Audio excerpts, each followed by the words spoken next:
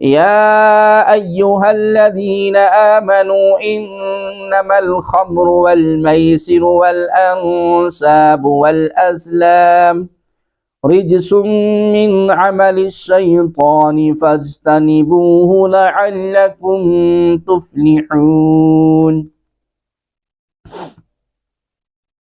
اے ایمان والو، شراب اور جوا اور بت اور قسمت معلوم کرنے کے تیر ناپاک شیطانی کام ہیں، تو ان سے بچتے رہو تاکہ تم فلاح پاؤ۔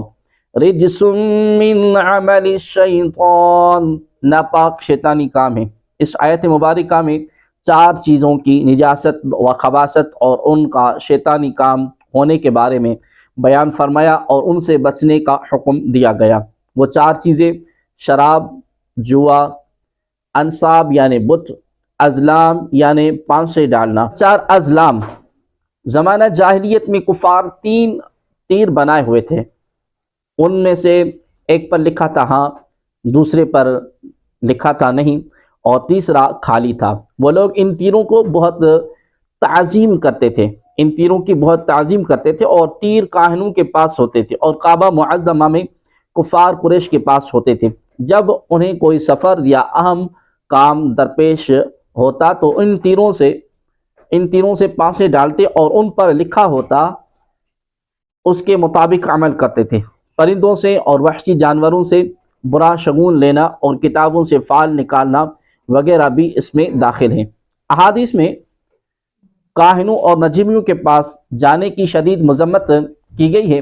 ان میں سے 3 احادیث ہم یہاں پر عرض کرتے ہیں۔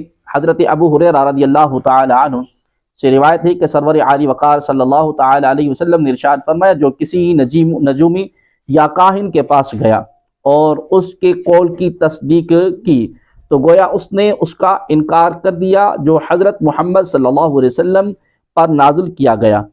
حضرت واصلہ بن اسقع رضی اللہ تعالی عنہ سے مروی ہے کہ سرور عالی وقار صلی اللہ علیہ وسلم نے ارشاد فرمایا، جو کاہن کے پاس آیا اور اس سے کسی چیز کے بارے میں پوچھا تو 40 راتوں تک اس کی توبہ روک دی جاتی ہے، اور اگر اس کی تصدیق کی تو کفر کیا۔ حضرت قبیصہ رضی اللہ تعالی عنہ سے روایت ہے کہ نبی کریم صلی اللہ علیہ وسلم نے ارشاد فرمایا، خط کھینچنا، فال نکالنا اور پرندے اڑا کر شگون لینا جبتو یعنی شیطانی کاموں میں سے ہے۔ اس آیت سے 2 مسئلے معلوم ہوئے۔ نمبر 1، صرف نیک اعمال کرنے سے کامیابی حاصل نہیں ہوتی بلکہ برے اعمال سے بچنا بھی ضروری ہے۔ یہ دونوں تقویٰ کے 2 پر ہیں، ایک پر سے پرندہ ایک پر سے نہیں اڑتا۔